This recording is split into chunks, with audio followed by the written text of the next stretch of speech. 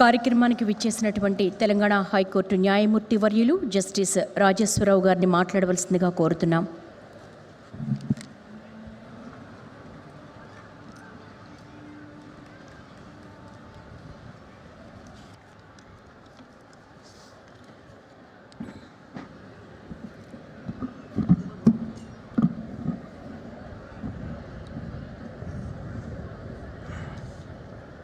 పూజ్య శ్రీ దేవనాథ రామానుజ జీయర్ స్వామి పాదపద్మములకు నమస్కరిస్తూ వేదిక మీద ఆసీనులైనటువంటి తెలంగాణ రాష్ట్ర ఉప ముఖ్యమంత్రి శ్రీ మల్లు భట్టి విక్రమార్క గారికి, అదేవిధంగా గత 13 సంవత్సరాలుగా కార్తీక మాసంలో వేలాది మంది భక్తులను ఒక దగ్గర చేర్చి భక్తి మార్గంలో నడిపిస్తూ అప్రతిహతంగా విజయపథంలో అనేక కార్యక్రమాలు నిర్వహిస్తూ వచ్చినటువంటి శ్రీ నరేంద్ర చౌదరి గారికి మరియు వారి శ్రీమతి రామాదేవి గారికి, అదేవిధంగా ఈ కార్యక్రమం కోసం అన్ని విధాలుగా విజయవంతం కావడానికి అన్ని శాఖలలో పనిచేస్తున్నటువంటి ఎంతోమంది ప్రతినిధులు ఈ కార్యక్రమంలో ఉన్నారు.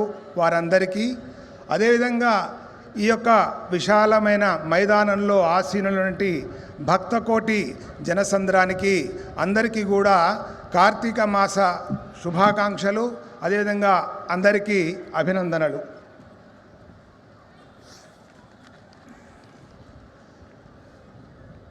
హైదరాబాదు వాసులకి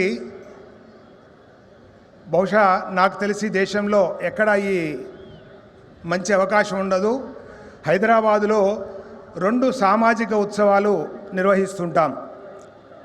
ఒకటి వినాయక చతుర్థి గణేష్ ఉత్సవాలైతే, రెండవది గత 13 సంవత్సరాలుగా కార్తీక మాసంలో నిర్వహిస్తున్నటువంటి ఈ కోటి దీపోత్సవ కార్యక్రమం.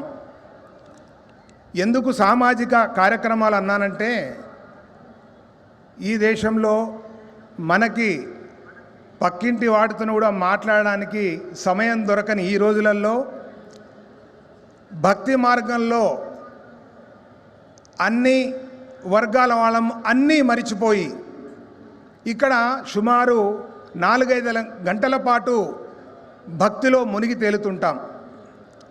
ఇంతటి మహిమాన్వితమైనటువంటి సంఘటనలు మనకు ఈ దేశంలో ఎక్కడ జరగవు. కాబట్టి ఈ యొక్క కార్యక్రమాన్ని విజయవంతం చేస్తున్నట్టు అందరికీ కూడా నా తరఫున, అదేవిధంగా అందరికీ శుభాకాంక్షలు, అభినందనలు.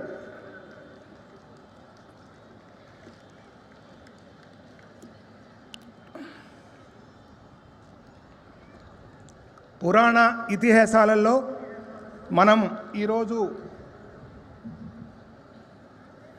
వెలిగిస్తున్నటువంటి దీపాల యొక్క మహిమ ఒక చిన్న శ్లోకం రూపంలో ఉంది. అదే దీపం జ్యోతి పరబ్రహ్మ దీపం సర్వతమోపమం దీపేన సాధ్యతే సర్వం దీపలక్ష్మి నమోస్తుతే.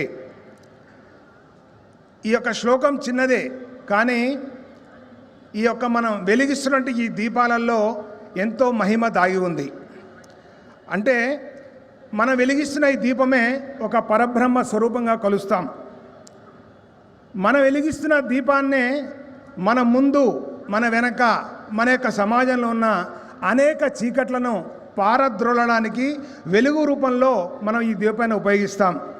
అదేవిధంగా మన ముందునంటే అనేక సమస్యలకు ఆ సమస్యలను విచ్ఛిన్నం చేసి విజయపథంలో నడవడానికి ఈ దీపాన్ని అన్ని రకాలుగా సాధ్యమయ్యే విధంగా మనం ఉపయోగించుకుంటాం.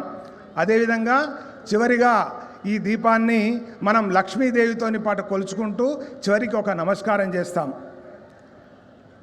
ఈ దీపంలో ఇంత మహిమ ఉన్నప్పటికీ ఇవాళ దీపం వెలిగించడమే ఒక పరమావధిగా భావిస్తూ ఇవాళ దేశం మొత్తం మీద కూడా కార్తీక మాస మహోత్సవాలు జరుపుకుంటూ ఇవాళ సమాజాన్ని మొత్తం ఏకత్రాటిపై నిలుపుతున్నటువంటి ఈ యొక్క కార్తీక మాసం మనందరికీ అభినందనీయం. అదేవిధంగా ఈ యొక్క కార్యక్రమాన్ని గత 13 సంవత్సరాలుగా అప్రతిహతంగా నిర్వహిస్తూ మనకి ఎలాంటి ఇబ్బందులు లేకుండా ఇక్కడ కూర్చుని గడిపిన 3-4 గంటల పాటు భక్తి మన మదిలో నిలుచుకొని ఈ యొక్క భక్తి కార్యక్రమాన్ని మన మనసులో నిలిచిపోయే విధంగా శాశ్వతంగా నిలబడానికి తమ వంతు ప్రయత్నం చేసినటువంటి నరేంద్ర చౌదరి గారికి కూడా మరోసారి అభినందన తెలుపుకుంటూ, ఈ విధమైన కార్యక్రమం మనం దేశం మొత్తం మీద కూడా అనేక సందర్భాల్లో చూస్తుంటాం. కాబట్టి ఈ కార్తీక మాస మహోత్సవంలో సమాజం మొత్తటిని మీకు అందరికీ తెలుసు, బాల గంగాధర్ తిలక్ స్వాతంత్ర పోరాటంలో అనేక రకాల ఆలోచనలతోని ఎవరి దారిలో వాళ్ళు పోతున్న శుభ సందర్భంలో ఈ సమాజం మొత్తాన్ని ఏకత్రాటిపై నిలపడానికి తీసుకొచ్చినటువంటి గణేష్ ఉత్సవ సమితి, గణేష్ పండుగలను స్టార్ట్ చేసింది శ్రీ బాలగంగాధర్ తిలక్. అదేవిధంగా భారతీయ సంస్కృతి, భక్తి, భారతదేశం ఇవన్నీ ఒకే తాటి మీద ఉంటాయి, మమేకమై ఉంటాయి. దీంట్లో ఏది కూడా విడగొట్టలేం. అందుకనే భారతదేశపు మానబిందువులుగా మనం కొన్ని చెప్పుకుంటాం. ఏమిటా మానబిందువులు? బడి, గుడి, స్త్రీ, గోమాత, అదేవిధంగా తులసి. ఈ మానబిందువులను మనం నిత్యం పూజిస్తూ ఈ మానబిందువుల యొక్క ప్రేరణతోని ఇవాళ దేశాన్ని మనం ముందుకు తీసుకెళ్తున్నాం. ప్రత్యక్షంగా పరోక్షంగా మనం వీటికి పూజలు చేస్తున్నాం. కాబట్టి ఇలాంటి అద్భుతమైనటువంటి భారతీయ సంస్కృతిలో ఉన్న మనం గర్వపడాలి. ఇవాళ ఇలాంటి కార్యక్రమం నిర్వహిస్తున్నటువంటి నరేంద్ర చౌదరి గారిని హృదయపూర్వకంగా అభినందిస్తూ, ఈ కార్యక్రమానికి నన్ను ఆహ్వానించి నాకు కూడా మీ అందరిలో కలిసి కొద్దో గొప్ప పుణ్యం లభించే విధంగా నాకు అవకాశం ఇచ్చిన అందరికీ కూడా ధన్యవాదాలు తెలియజేస్తూ నమస్కారం.